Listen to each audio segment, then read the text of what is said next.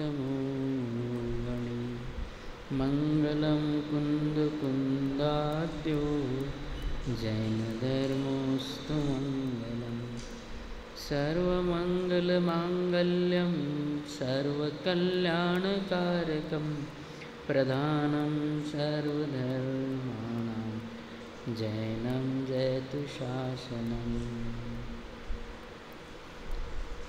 64 रिद्धियों में संभिन्न संश्रोत्री बुद्धि रिद्धि का अपन कल विचार कर रहे थे। थोड़ा सा काफ़ी दिनों से ही विचार चल रहा है। कोष्ठस्थधान्योपममेकबीजं संभिन्न संश्रोत्रिपदानुसारी तुर्वेदं बुद्धिबलं ददाना स्वस्ति क्रियासु परमर्षयोन् संस्पर्शनं संश्रवणं च दूरादास्वादनघ्राणविलोकनानि दिव्यान्मतिगणबलाद्वहन्त स्वस्ति क्रियासु परमर्षयोन्। यहाँ संभिन्न श्रोता के संभिन्न श्रोतृत्व बुद्धि होती है। श्रोता है संभिन्न श्रोता, और संभिन्न श्रोता की जो बुद्धि है वो संभिन्न श्रोतृत्व बुद्धि होती है।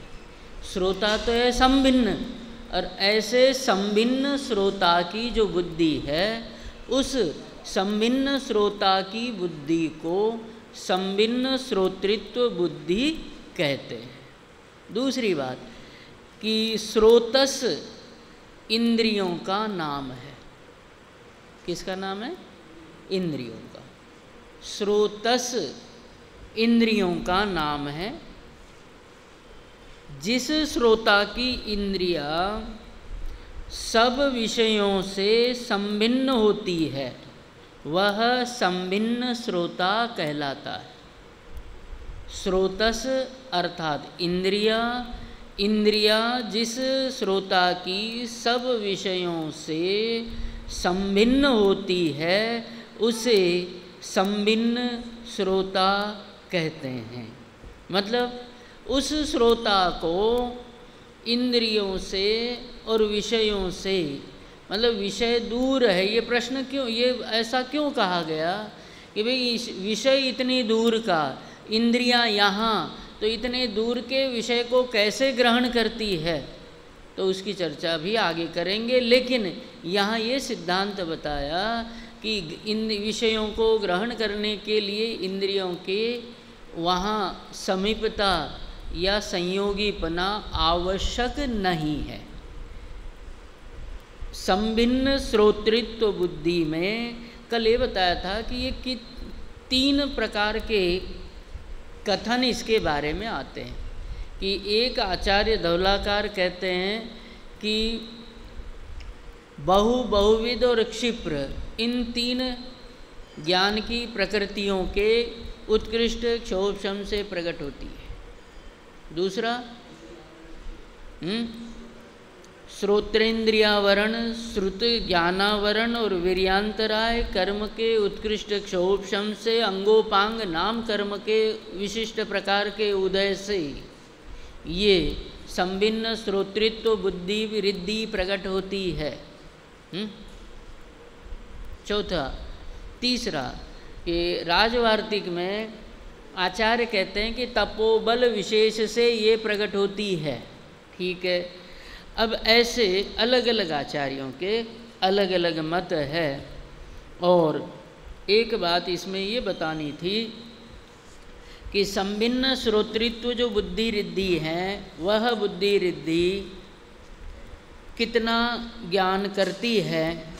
तो अक्षोहिणी सेना के विषय में अपन ने पहले विचार किया था कि एक अक्षोहिणी सेना में याद 9000 हाथी, एक हाथी के पीछे 100 रथ होते हैं तो 9 लाख तो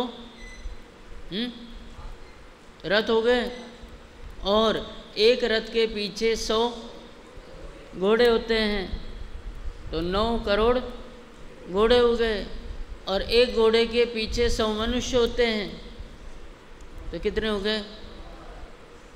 9 अरब हो गए।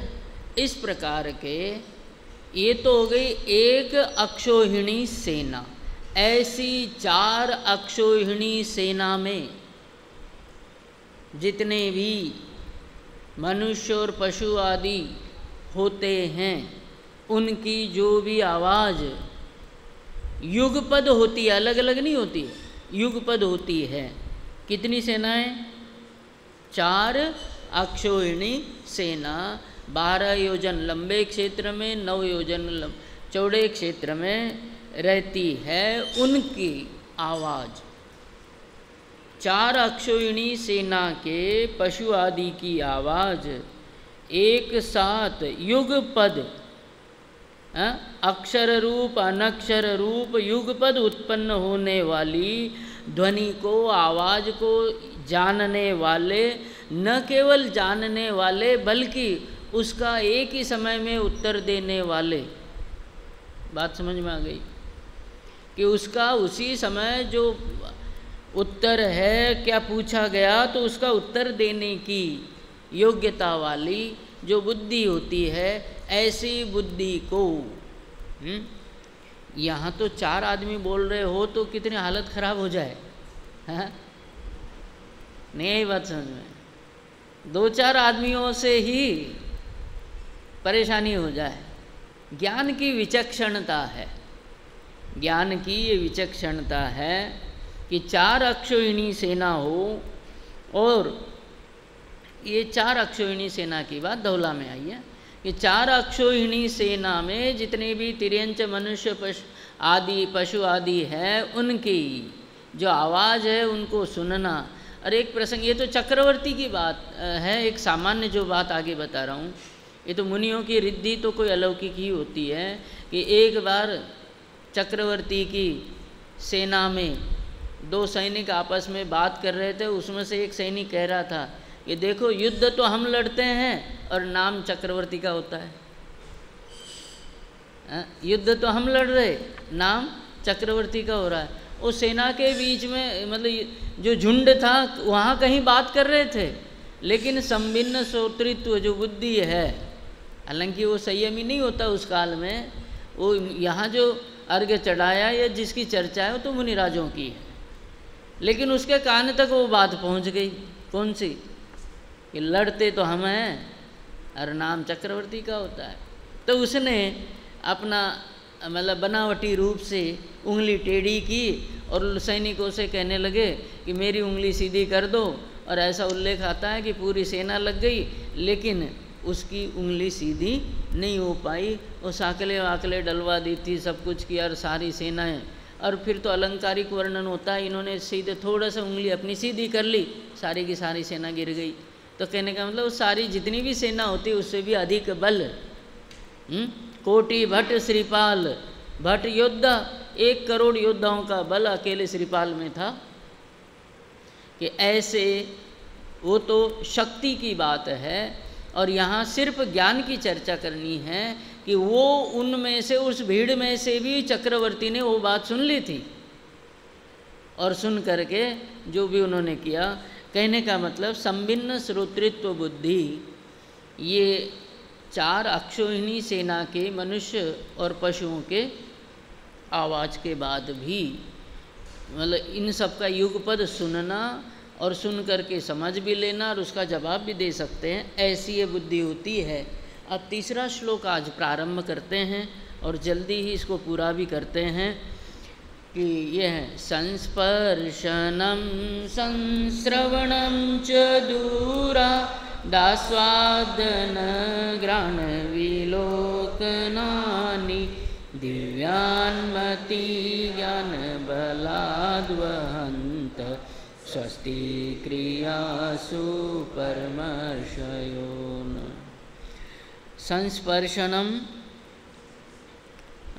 स्पर्शनेन्द्रिय से संबंधित ज्ञान रिद्धि, संश्रवणम श्रवणेन्द्रिय से संबंधित ज्ञान रिद्धि। ये शब्द आया है आगे दूरात, दूर से ही, दूरात दूर से ही। और ये दूरात शब्द हर एक के साथ जोड़ लेना। दूराद स्पर्शन, दूराद श्रवण, दूराद आस्वादन, दूराद घ्राण और दूरात विलोकन। दूर से ही, मतलब दूर रहकर ही, दूर से ही दूरात शब्द। कि जैसे हमें पढ़ने के लिए यहाँ सामने पुस्तक चाहिए, ग्रंथ चाहिए, उसके उजाला भी चाहिए, अनेक प्रकार से अनुकूलताएं चाहिए, लेकिन रिद्धिधारी मुनिराजों को, रिद्धिधारी जीव को इनकी आवश्यकता नहीं होती। मज़ा आ जाए कि रिद्धि प्रकट हो जाए, फिर ग्रंथ रखने की जरूरत ही नहीं पड़े, हैं? यदि रिद्धि प्रकट हो जाए तो ग्रंथ क्यों रखें? आवश्यकता ही नहीं पड़े, दूर से ही पढ़ ले। दूसरी बात जो ये है इसमें, दिव्यान मति ज्ञान, दिव्य मति ज्ञान के बल से वहंतः धारण करने वाले, दिव्य मति ज्ञान से धारण करने वाले। तो इसमें 5 इंद्रियों के 5 विषयों की शक्तियों की चर्चा है, रिद्धियों की चर्चा है। और मति ज्ञान की ये दिव्य शक्तियाँ हैं कि स्पर्शनेन्द्रिय से संबंधित दूराद स्पर्शनत्व बुद्धि रिद्धि, दूराद श्रवणत्व बुद्धि रिद्धि, दूराद आस्वादन, आस्वादन समझ गए ना, चखना, स्वाद जान लेना, घ्राण सूंघ लेना, गंध सुगंध दुर्गंध की पहचान या ज्ञान होना, और विलोकन मतलब देखना। ये शक्तियाँ हैं किसकी? कि दूसरी पंक्ति में कहते हैं दिव्यान मति ज्ञान, दिव्य मति ज्ञान के कारण से ये शक्तियाँ रिद्धियाँ प्रकट होती हैं। कौन से मति ज्ञान से? दिव्य मति ज्ञान से, निर्मल मति ज्ञान से, शुद्ध मति ज्ञान से जब उसका विकास होता है तो इस प्रकार से विकास होता है। 2 बातें कि पहला, एक तो होता है सामान्य मति ज्ञान, जैसे पहली रिद्धि है दूराद स्पर्शनत्व बुद्धि रिद्धि, बराबर है। पहले दूराद स्पर्शनत्व बुद्धि रिद्धि। अब ये दूर से स्पर्श करने वाली बुद्धि रिद्धि, तो दूर से के बाद पहला प्रश्न ये है कितनी दूर से, कि जीव यहाँ है और सामान्य मनुष्य है, और उस सामान्य मनुष्य का ज्ञान कितने दूर के स्थित पदार्थ का स्पर्श का ज्ञान कर सकता है। मनुष्य सामान्य है, रिद्धिधारी नहीं है। मनुष्य रिद्धिधारी नहीं है, सामान्य है, संयमी नहीं है। और एक सिद्धांत ये समझ लेना कि जो जिनागम में 5 इंद्रियों के विषयों का उत्कृष्ट क्षोभम बताया गया है, जैसे उदाहरण के लिए स्पर्शनेन्द्रिय का जो विषय है उसका उत्कृष्ट क्षोभम, उसका ज्ञान करने का उत्कृष्ट जो क्षोभम है वो 9 योजन का होता है। मनुष्य सामान्य है, वो स्पर्शनेन्द्रिय के द्वारा जो ज्ञान होता है वो ज्ञान यहाँ रहते ही, जैसे आपने चींटी देखी ना, दूर का सूंघ लेती है, तो कितने दूर का सूंघ लेगी वो उसका विषय हो गया। ऐसे ही स्पर्शनेन्द्रिय का अर्थात स्पर्श का ज्ञान कितनी दूरी से कर सकते हैं, स्पर्शनेन्द्रिय का ज्ञान कितनी दूरी से कर सकते हैं। अभी कुछ दिन पहले की घटना बताई जाती है, किसी ने सुनाई थी कि जैसे बिजली का जो तार जाता है ना ऊपर से, उस तार के हाई वोल्टेज था वो, और दूर कोई मजदूर काम कर रहे थे थोड़ी सी दूरी पे, उसका स्पर्श भी नहीं हुआ और उसके उस एरिया में आ गए, उनको खींच लिया और वहीं के वहीं वो ख़त्म हो गए। तो ऐसे ही ज्ञान दूर, कितनी दूर तक का जान सकता है, वहाँ जाने की आवश्यकता नहीं, छूने की आवश्यकता नहीं है। छूकर जान लिया तो रिद्धि या दिव्यता क्या रही, उत्कृष्टपना क्या रहा फिर। तो स्पर्शनेन्द्रिय का विषय 9 योजन दूर स्थित हो उसको भी जान सकता है सामान्य मनुष्य, और ये होता है चक्रवर्ती। चक्रवर्ती के ही उत्कृष्ट क्षयोपशम पाया जाता है। 5 इंद्रियों का उत्कृष्ट क्षयोपशम चक्रवर्ती के ही पाया जाता है। जैसे स्पर्शनेन्द्रिय का जो स्पर्श करने का उत्कृष्ट क्षेत्र है वो 9 योजन का है, रसना इंद्रिय का भी 9 योजन का ही है, और घ्राणेन्द्रिय का भी 9 योजन का ही है। किन किन का 9 योजन रहा? स्पर्शनेन्द्रिय, रसनेन्द्रिय और घ्राणेन्द्रिय, तीनों का कितना रहा? 9 योजन। कर्णेन्द्रिय का 12 योजन। अभी जो बताया था ना, 12 योजन लंबे, 9 योजन चौड़े, क्षेत्र में स्थित। समझ में आ गई बात? लिख लेना, काम भी आ जाएगा। और चर्चा शतक आपको कहीं मिल जाए, दयानंद राय जी की चर्चा शतक में इसका विस्तार से वर्णन है। छंद नंबर 55, चर्चा शतक दयानंद राय जी छंद नंबर 55 में इसका वर्णन है, विशेष प्रकार का वर्णन है, पढ़ लेना। तो चक्षु इंद्रिय का रह गया, बाकी 4 इंद्रियों का हो गया। स्पर्शनेन्द्रिय का उत्कृष्ट क्षेत्र है 9 योजन, रसना इंद्रिय का भी 9 योजन, घ्राणेन्द्रिय का भी 9 योजन, कर्णेन्द्रिय का 12 योजन है। चक्षु इंद्रिय का है 47,263। कितना? 47,263 योजन का। बात समझ में आ गई? 47,263 योजन। ये तो 3 का तो 9 योजन है, 1 का 12 योजन है, और 1 का बहुत बड़ा है 47,263 योजन का है। ये तो हो गया उत्कृष्ट क्षयोपशम इंद्रियों का, और ये चक्रवर्ती के पाया जाता है। इसको भी सामान्य मति ज्ञान समझना, क्योंकि इस श्लोक में जो शब्द आया है दिव्यान मति ज्ञान बलाद, दिव्य ऐसे मति ज्ञान के बल से, तो मति ज्ञान के भेद 2 करना, एक तो साधारण मति ज्ञान और दूसरा दिव्य मति ज्ञान। एक तो साधारण मति ज्ञान, दूसरा दिव्य मति ज्ञान। साधारण मति ज्ञान में तो ये समझ लेना 9 योजन, 12 योजन, 47,263 योजन। ये तो सामान्य मति ज्ञान के विषय समझना कि सामान्य मति ज्ञान का बिना संयम के भी चक्रवर्ती आदि के इतना क्षयोपशम पाया जाता है। बात समझ में आ गई? सामान्य मति ज्ञानियों के, असंयमियों के भी इतना क्षयोपशम पाया जाता है कि 9 योजन दूर स्थित पदार्थ के स्पर्श को जान सकते हैं, 9 योजन दूर स्थित पदार्थ के रस को जान सकते हैं, 9 योजन दूर स्थित पदार्थ के गंध को जान सकते हैं, 12 योजन दूर स्थित पदार्थ शब्द को सुन सकते हैं। ये तो हो गया सामान्य मति ज्ञान।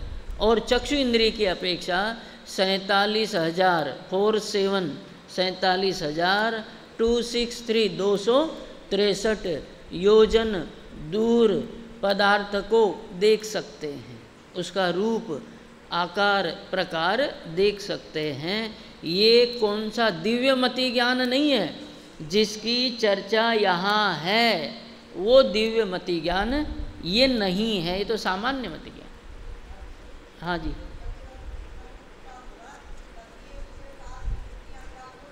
हाँ, क्योंकि आगे चर्चा अपन ये भी करेंगे कि दीक्षा लेते ही ये रिद्धियाँ अपनी उनकी योग्यता ज्ञान की इतनी होती है। रिद्धि का मतलब ज्ञान आदि की योग्यता उनकी इतनी है सहज ही, तभी तो गणधर बने। और गणधर के जो जीव है वो तीर्थंकर के पास वहीं दीक्षा लेने वाले ही होते हैं, पाद मूल में। इसलिए तो ये ध्यान रखना हमेशा, सभा में जब भी पीछे बैठने वाले होते हैं वो प्रमादी होते हैं, उनको क्षायिक सम्य दर्शन नहीं हो सकता। पाद मूल में ही बताया, उनके निकट ही बताया, सबसे बड़ी बात। हाँ सर, हाँ स्वदीक्षित कहाँ हो गए? हाँ, पाद मूल में दीक्षित मतलब सारी दीक्षा आदि का भाव लेकर के जाते ही हैं। अंतरंग में इतना वैराग्य हो ही चुका है, वस्त्रादि का जो त्याग है उनकी साक्षी में करते हैं। हाँ,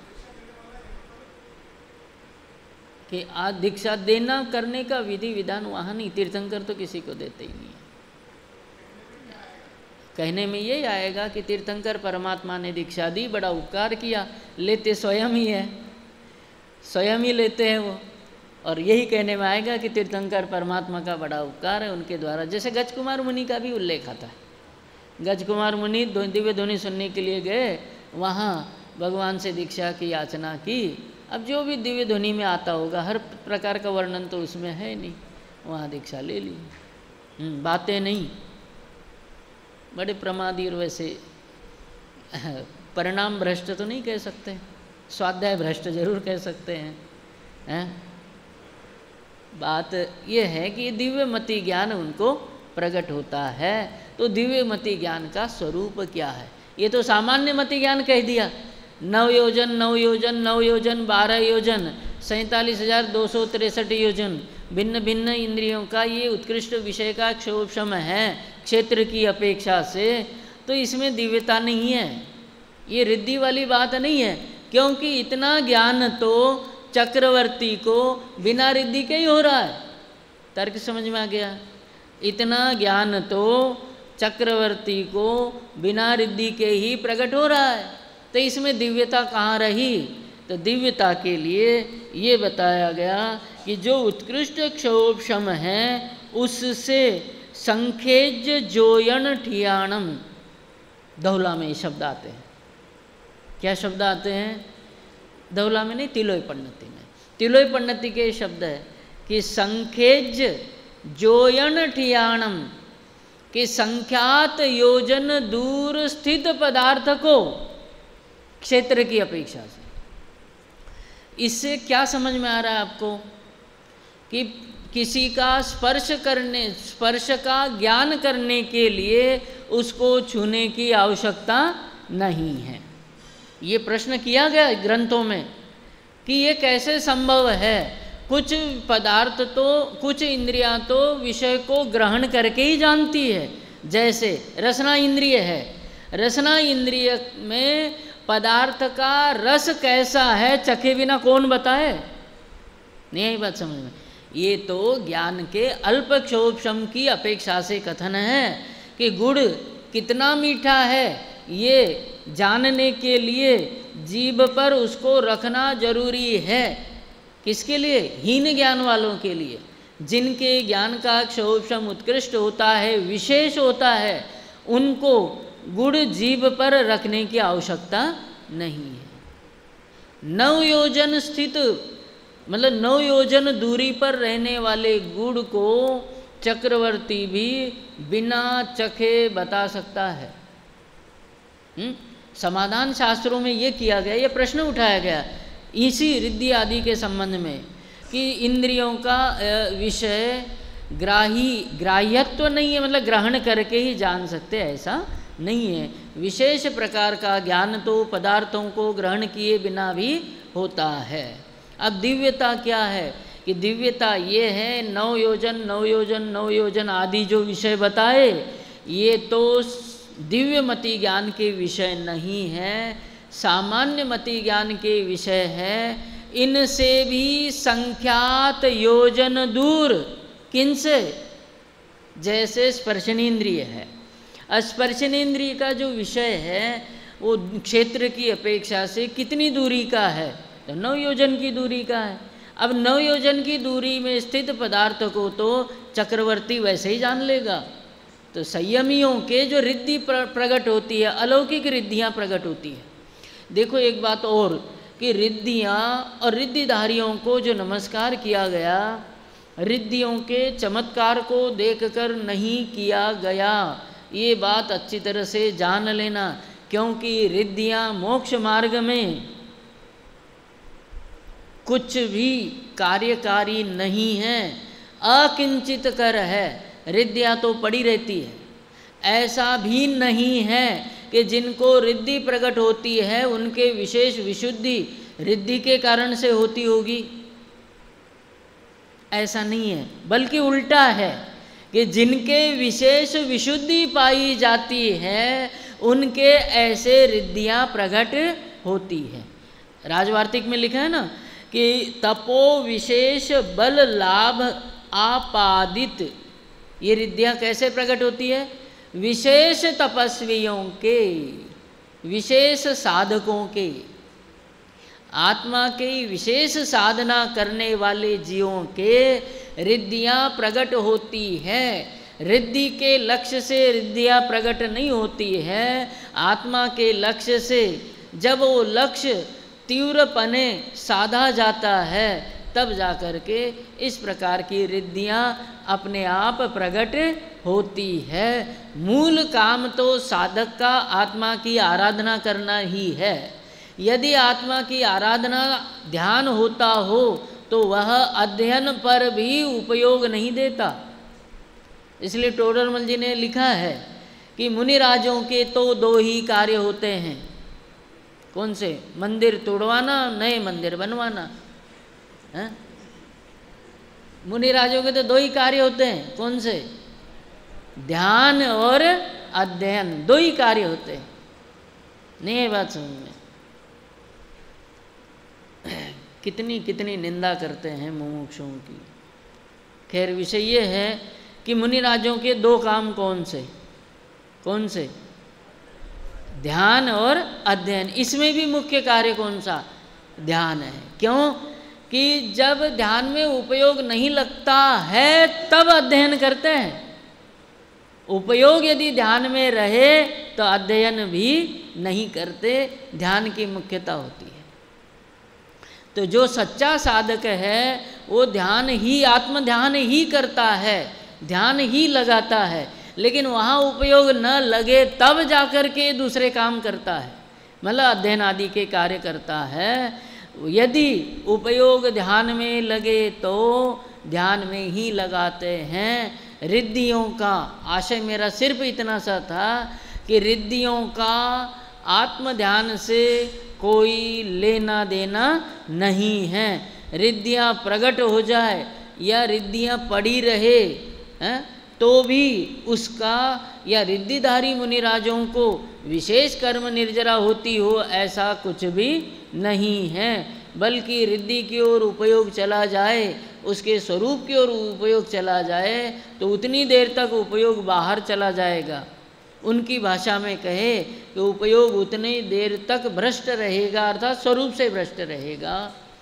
तो ये जो संख्यात योजन दूर स्थित पदार्थ को जानते हैं, कितने दूर के पदार्थ को? संख्यात योजन स्थित। किससे? कि जो उत्कृष्ट क्षेत्र है किसका? इंद्रियों का। ये तो इंद्रियों से जानना हो तो उसकी बात है कि इंद्रियों से विषयों को जानना हो तो, जैसे स्पर्शनेन्द्रिय है, स्पर्शनेन्द्रिय से यदि स्पर्श को जानना हो तो कितने दूर के पदार्थ को जान सकते हैं? कि 9 योजन दूर स्थित पदार्थ के स्पर्श को जान सकते हैं। किसके द्वारा? इंद्रियों के द्वारा। तो इंद्रियों से पदार्थ को जानना हो तो 9 योजन, ये तो स्पर्शन इंद्रिय की अपेक्षा से 9 योजन दूर स्थित पदार्थ के स्पर्श को जान सकते हैं, उससे अधिक दूर के पदार्थ के स्पर्श को नहीं जान सकते इंद्रियों के द्वारा। क्यों नहीं जान सकते? क्योंकि स्पर्शनेन्द्रिय के द्वारा स्पर्श को जानने की उत्कृष्ट सीमा कितने योजन की है? 9 योजन की। तो जितनी उत्कृष्ट सीमा है उससे एक प्रदेश आगे के भी पदार्थ को नहीं जान सकते इंद्र के द्वारा जानना हो तो इससे 2 बातें सिद्ध हो रही है कि जो स्पर्शनेन्द्रिय नाम की जो भी रिद्धियां हैं इंद्रियों से संबंधित, उनको उनके द्वारा जो पदार्थ को जाना जाता था वो उनके उसको जानने के लिए इंद्रियों की आवश्यकता नहीं है, क्योंकि सर्वज्ञ भगवान ने इंद्रियों की उत्कृष्ट सीमा उतनी ही बताई।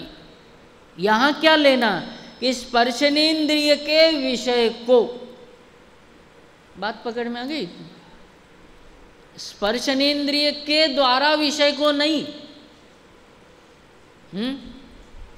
क्योंकि जिनेन्द्र परमात्मा ने इंद्रियों की उत्कृष्ट विषय सीमा तो बता दी। समझ में आ रही है बातें?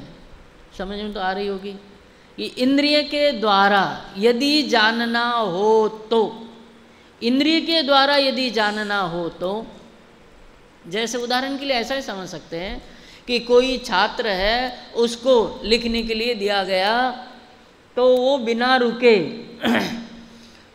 दिन भर में, या जो उसके काम दिया गया 8 घंटे का काम दिया गया, उसको नौकरी पर रखा गया और छात्र है और उसको लिखने का जो काम दिया गया वो यदि अपने हाथ से दिन भर लिखता रहे तो इतने पेज लिखेगा, संख्या कोई भी निश्चित कर लेना, इतने पेज लिखेगा। यदि उसको हाथ से लिखना है तो, नहीं आई बात समझ में? अब कंप्यूटर आदि से लिखना हो, या उदाहरण यूँ समझ लेना कि उसके पास दिव्य शक्ति है और उस शक्ति के द्वारा उसको लिखना हो तो, हाथ से लिखना हो तो उसकी सीमा है कि 8 घंटे में इससे अधिक वो लिख ही नहीं सकता।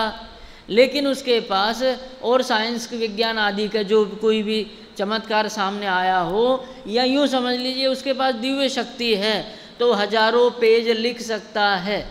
शक्ति के द्वारा लिखना हो तो हजारों पेज लिख दे, और हाथ से लिखना हो तो अधिकतम इतना लिखेगा।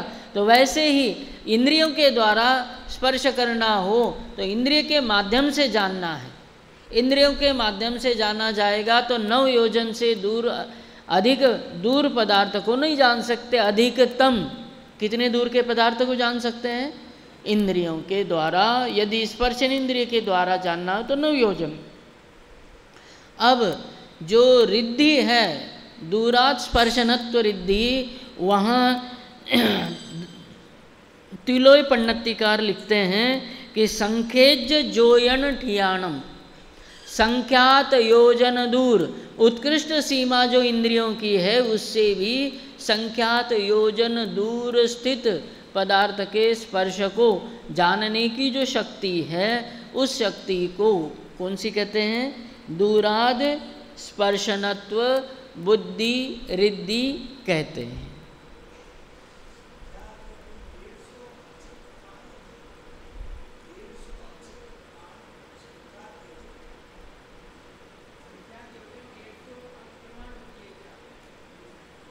नहीं, ऐसा कुछ नहीं, संख्यात लिखा कि मतलब असंख्यात से पहले पहले,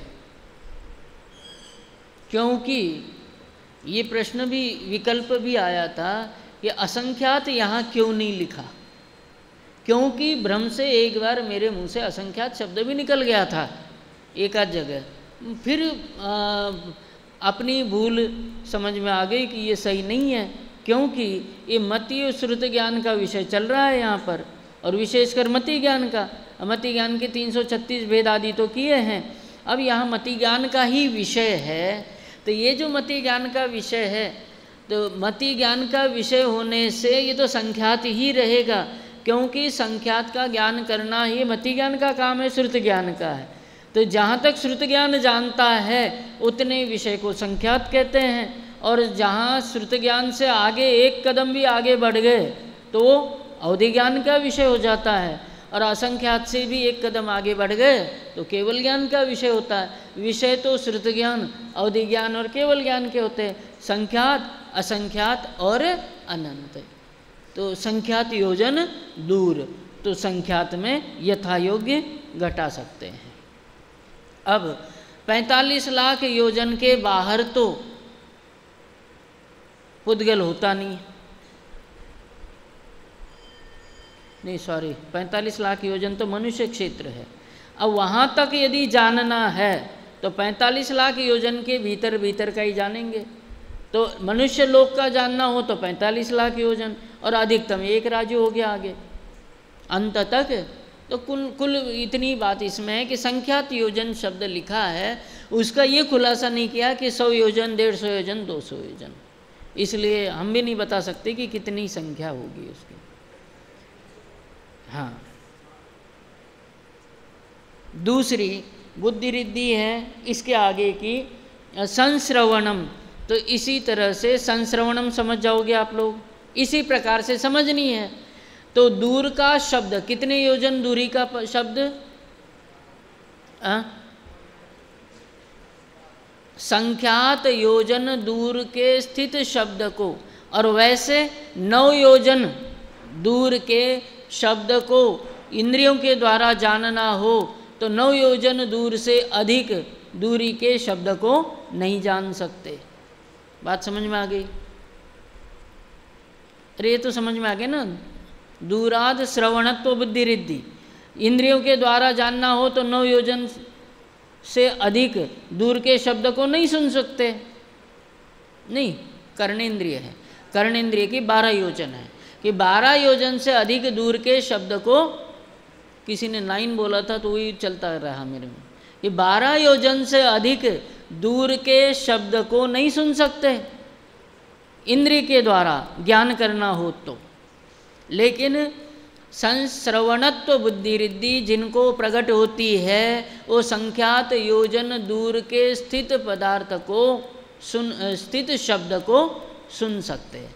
अब यहाँ ये विचार करना है कि कर्णेंद्रिय से संबंधित बुद्धि रिद्धि पहले भी थी, कौन सी? संभिन्न संश्रोतृत्व बुद्धि रिद्धि पहले से ही थी ना। मंगलारती, मंगलारती हो? क्यों, वहाँ भी देखा है आपको। यदि कर्णेंद्रिय का विचार किया जाए तो उससे संबंधित 2 रिद्धियाँ आ गई। एक तो अभी आई थी संभिन्न संश्रोतृत्व बुद्धि रिद्धि, और अब ये आ गई संश्रवणत्व बुद्धि रिद्धि। बात समझ में आ गई? थोड़ा सा विचार ये करना है कि गणधरों को ये रिद्धियाँ प्रकट है।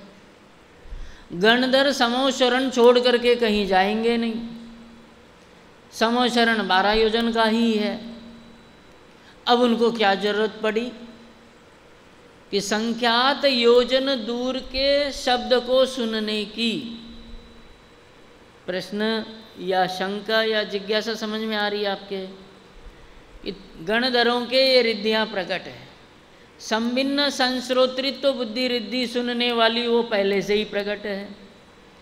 अब ये नई बुद्धि रिद्धि आ गई, कौन सी? संश्रवणत्व बुद्धि रिद्धि। देखो जैसा है वैसा ही पढ़े तो क्या मजा आया फिर? वो तो ग्रंथ से ही पढ़ लेंगे अपन, विशेष विचार क्या किया फिर? कान से शब्द को सुनने वाली संभिन्न संश्रोतृत्व बुद्धि रिद्धि कितनी उत्कृष्ट और चमत्कारिक बुद्धि रिद्धि है। ये 18 महाभाषा 700 लघु भाषाओं में निकलने वाली दिव्य ध्वनि के इसके अलावा भी अनहद आनंद देने वाली दिव्य ध्वनि को वो सुनते हैं, और ये समोशरण 12 योजन का ही है। अब वहाँ तो गणधरों को 12 योजन की भी जरूरत नहीं है, वो तो 8वीं श्रीलता श्री मंडप जो वहाँ पर बना हुआ है, श्री मंडप भूमि में ये जो गणधर के कोठे आदि बने हुए हैं, वहाँ जा कर के मतलब भगवान के एकदम पास में ही, उनको तो 12 योजन की भी जरूरत नहीं है वहाँ पर। 12 योजन उत्कृष्ट इंद्रियों का जो विषय क्षेत्र है कर्ण की अपेक्षा, उसकी भी आवश्यकता नहीं है। और वो तो थी ही पहले से, ये संश्रवणत्व बुद्धि रिद्धि भी प्रकट होती है, दोनों की क्या आवश्यकता है? प्रश्न समझ में आ गया कि संभिन्न संश्रोतृत्व बुद्धि रिद्धि। तीसरा प्रश्न और है इसी बीच में कि जो इंद्रियों के विषय है वो रूप रस गंध स्पर्श है, बराबर, रूप रस गंध स्पर्श है। अब अवधि ज्ञान नाम की बुद्धि रिद्धि तो पहले से ही थी। दिव्या ये जो आया था ना पहले ही, अवधि ज्ञान बुद्धि रिद्धि, केवल ज्ञान बुद्धि रिद्धि, मन पर्यय ज्ञान बुद्धि रिद्धि। तीसरे नंबर पर कौन सी बुद्धि रिद्धि है? अवधि ज्ञान बुद्धि रिद्धि। अब अवधि ज्ञान का विषय क्या है? रूपीश्व वधे हैं, रूपी पदार्थ को जानना है। तो अवधि ज्ञान बुद्धि रिद्धि थी पहले, और ये रूप रस गंध स्पर्श जो विषय है, रूप रस गंध स्पर्श और शब्द जो विषय है, ये विषय अवधि ज्ञान के द्वारा जाने जा सकते हैं क्योंकि ये रूपी है। तो अवधि ज्ञान बुद्धि रिद्धि थी, फिर इनकी आवश्यकता क्या पड़ी? शंका समझ में आ रही है? यह जो जिज्ञासा होती है समझ में आ जाती है। संभिन्न संश्रोतृत्व बुद्धि रिद्धि गणधरों के पहले से ही थी, संश्रवणत्व बुद्धि रिद्धि की जरूरत क्या है? ये भी अपन प्रश्न कर सकते हैं, क्योंकि गणधर परमात्मा वहीं रहते हैं और वहीं पर स्थित होने के कारण से उनको इनकी आवश्यकता भी नहीं है। सामान्य मुनि जिनको ये रिद्धियाँ प्रकट नहीं हैं, वो भी अपने कोठे पर में बैठ कर के भगवान की दिव्य ध्वनि सुनते हैं, उनके पास तो रिद्धियाँ नहीं है। मतलब इसको दिव्य ध्वनि को सुनने के लिए इस प्रकार की रिद्धियों की आवश्यकता तो नहीं है, विशेष ज्ञान के लिए है। अब गणधरों के पास अवधि ज्ञान बुद्धि रिद्धि भी है और संभिन्न संश्रोतृत्व बुद्धि रिद्धि भी है। अब ये तीसरी आ गई, संश्रवणत्व बुद्धि रिद्धि, ये और आ गई। इन तीनों की आवश्यकता क्या है? प्रश्न समझ में आ गया कि संभिन्न संश्रोतृत्व तो थी, तो संभिन्न संश्रोतृत्व में दूरी नहीं थी। अवधि ज्ञान में अवधि ज्ञान के द्वारा जाना जाए तो वैसा जाना जाएगा, और इंद्रिय के विषय को यदि मति ज्ञान की दृष्टि से जाना जाएगा तो ऐसा इस प्रकार से जाना जाएगा। आज कल प्रारंभ में भी थोड़ी सी और चर्चा इसकी करेंगे।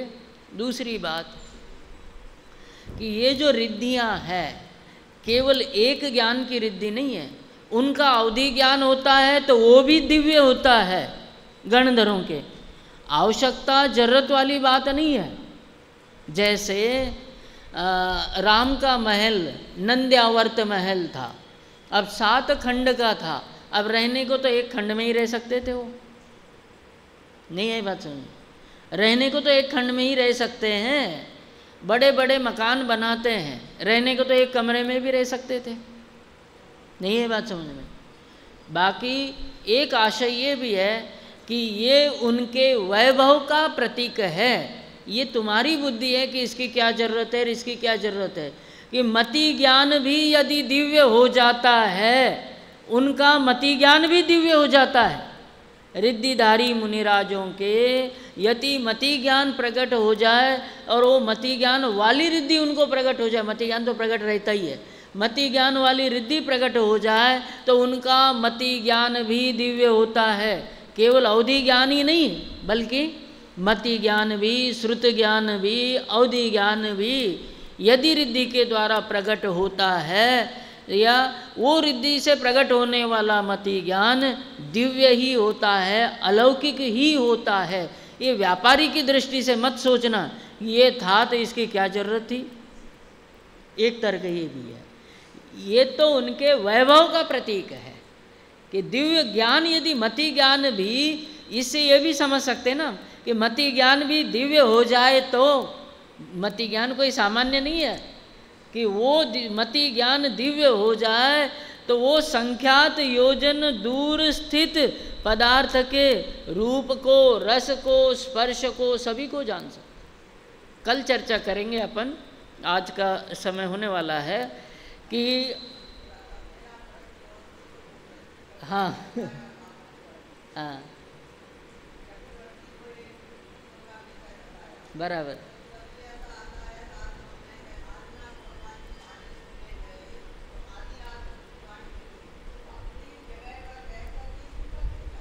हाँ इसकी चर्चा, भाई जी का बड़ा सुंदर प्रश्न है क्या कि आप लोगों के कमरों में एक एक स्पीकर लगा दिया जाए और यहाँ बोलने वाला वक्ता बोलता जाए। समझ में आ गई कि आधी रात को चक्रवर्ती सुनने के लिए गया और आधी रात को दिव्य ध्वनि खिरी, आधी रात अपनी भाषा में है, बात समझ में आ गई। वहाँ तीर्थंकर परमात्मा के शरीर की शोभा करोड़ों सूर्यों से भी अधिक होती है, और इतना ही अधिक शोभा मतलब उजाला, इतना अधिक उजाला है, लेकिन यहाँ ज़्यादा उजाला हो जाए ना, एलईडी आँखों में घुस जाए तो दर्द करती है एलईडी की रोशनी, वहाँ परेशानी भी नहीं होती है। बात समझ में आ गई। तो वहाँ दोपहर नहीं होती, मतलब मध्य रात्रि नहीं होती है, कोई दिन रात का तो वहाँ भेद ही नहीं है। भोग भूमि में ही नहीं होता तो समोशरण तो अलौकिक रचना है, अलौकिक। मेरा भी भाव है किसी दिन ऐसी लंबी चर्चा आप लोगों के साथ करें, क्योंकि आशय ये भी है कि एक तो विषय खुल जाता है, अलग अलग प्रकार के प्रश्न आते हैं।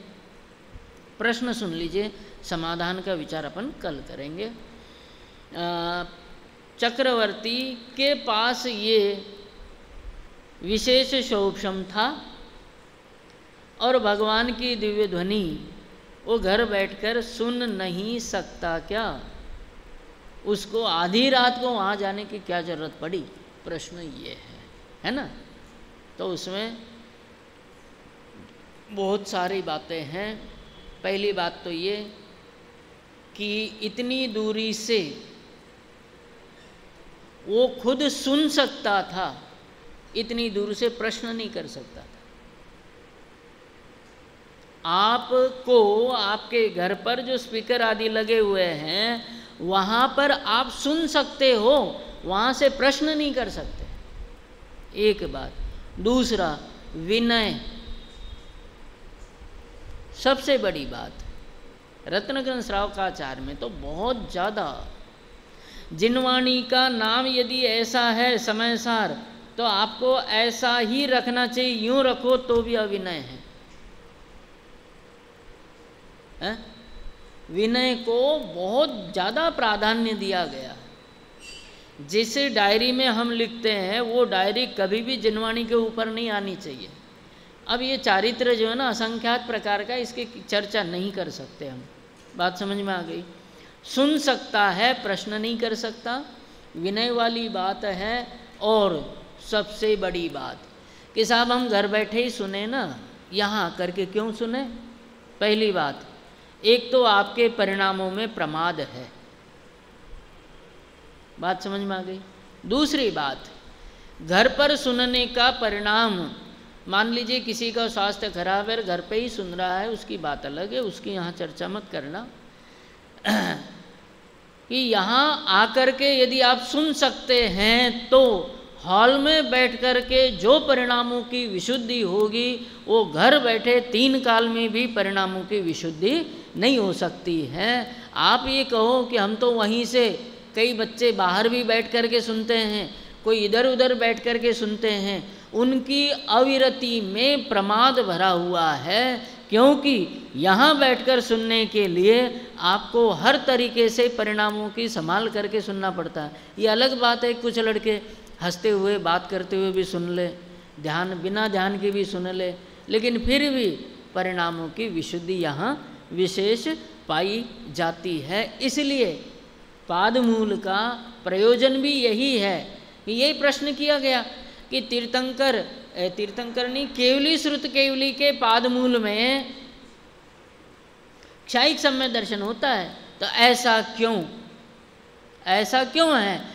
क्योंकि क्षायिक सम्यक दर्शन के लिए जिस पुरुषार्थ की, जिस विशुद्धि की आवश्यकता है, वो वहीं बैठ करके उनके पाद मूल में ही हो सकती है, अन्यत्र नहीं हो सकती। यही प्रश्न है कि यहाँ बैठ कर के जो स्वाध्याय कराते, ऐसा भाव क्यों? मान कषाय का भाव नहीं है कि मैं आपको समोचरण का वर्णन भी सुनाऊंगा, रिद्धियों का वर्णन भी, मान कषाय के लिए नहीं कि मैं आपसे कुछ बड़ा हो जाऊंगा। यहाँ अपेक्षा आशय इतना ही है कि यहाँ बुद्धि में विशुद्धि ऐसी पाई जाती है, तरह तरह के प्रश्न आते हैं। ये प्रश्न कल रात में उत्पन्न हुआ, स्वाध्याय बंद कर दिया कि अवधि ज्ञान था, वो भी रूपी पदार्थ को जानता है, और ये मति ज्ञान के जो विषय है वो भी रूपी पदार्थ को जान रहे हैं। बात समझ में आ गई ना? फिर क्यों आवश्यकता क्यों पड़ी? रात को भी समाधान नहीं हुआ, सुबह थोड़ा सा समाधान हो गया, उसकी चर्चा अपन कल कर लेंगे। हाँ हाँ,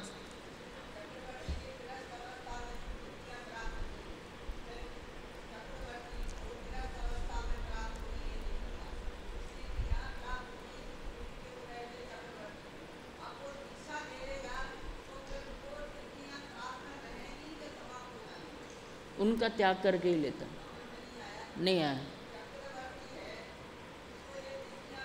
रिद्धियाँ नहीं है, शक्तियाँ कह सकते हैं। रिद्धियाँ मुनिराजों के ही, संयमियों के ही प्रकट होती है। वो समझ में आ गया प्रश्न। भाई जी का प्रश्न ये है कि जैसे चक्रवर्ती के चक्षु इंद्रिय का क्षोभम 47,263 योजन का है, अब वो गृहस्थ अवस्था में है। समझ में आ गया? आप लोग भी समझ लेना, अच्छे प्रश्न होते भाई जी के, कि 47,263 योजन के दूर का तो पहले से ही जान रहा है। गृहस्थ दशा में दीक्षा लेते समय क्या होगा कि ये ज्ञान गुण की पर्याय है, जीव की पर्याय है, इस पर्याय का त्याग नहीं हो सकता। ये ज्ञान का विशेष क्षोभम है, ये रिद्धि नहीं है, इसलिए वो उसके साथ ही रहती है। इतना क्षोभम तो उसके रहता ही है।